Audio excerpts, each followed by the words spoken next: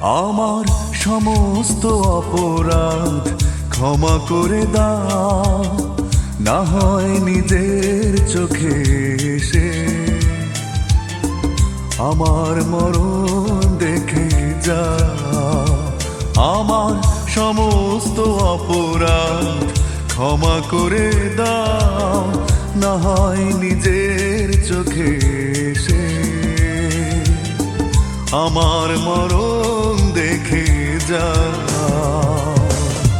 কি হবে বলো এই জীবন রেখে, আর যে জীবনে নেই তুমি, আছে শুধু কষ্ট তোমাকে না পাওয়ার।